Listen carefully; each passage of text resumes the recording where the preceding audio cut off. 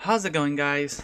Tyrant here, and I just got done watching the latest episode of My Hero Academia season 3. So, um, so I got a little bit more excited after rewatching. Okay, so they do a redone part where Deku does his one for all 1,000,000%.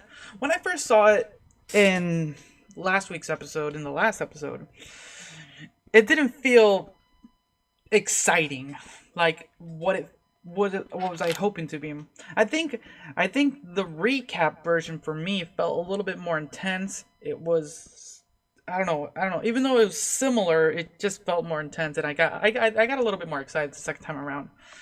Um, but yeah, that's kind of something I wanted to make a note of. Like re-watching it in the intro for this episode was got me more excited.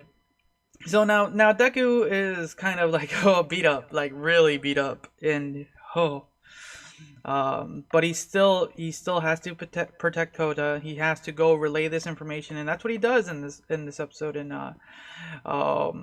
he does his best to do it with some busted arms and stuff.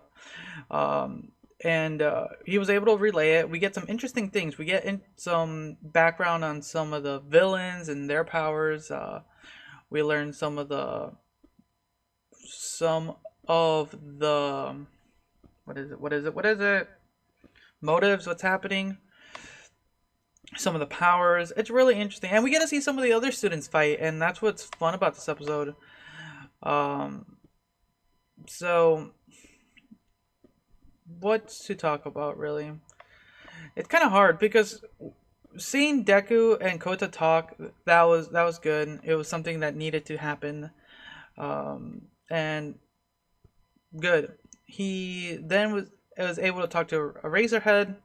That went over well, better than Deku thought it was, because it kind of had Eraserhead relay the message to everyone that since the students are being targeted, everyone do your best to protect yourself and defend each other. And like, perfect. This is literally what they're gonna have to be doing in the future, and if they're gonna be attacked, more power to you.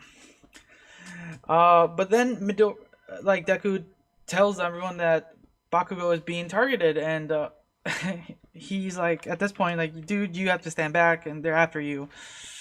And then, like, you tell me to fight, and now I can't fight. It's not his style. It's not his style. And a whole bunch of situations that are happening. What was interesting is the other side. We get Class B a little bit. The metal user, and the big hand chick. Seeing those two try to fight the poison guy was interesting because we don't get to see Class B a lot. You get a little bit of them, but um, getting to see their their drive, their passion, their will to become heroes, it was great. Like, I really enjoyed that. But now it's starting to get serious.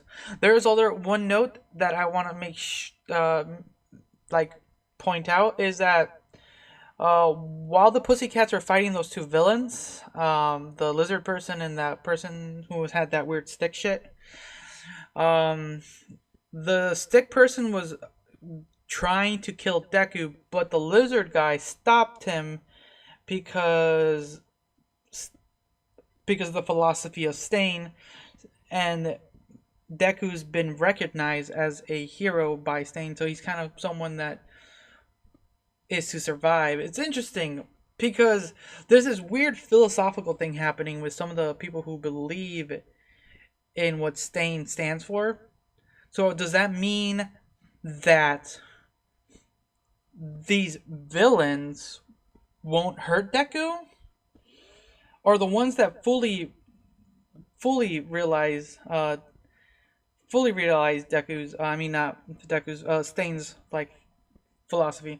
That's what's interesting. That got me a little bit. So I'm looking forward to seeing that. But that's something to take a note of. But besides that, overall great episode. Like, villains attacking, plot movement, craziness. But yeah, that's kind of what I thought. it was worth the wait. Some now I just want to see more. So thanks again for watching. Until next time, see ya.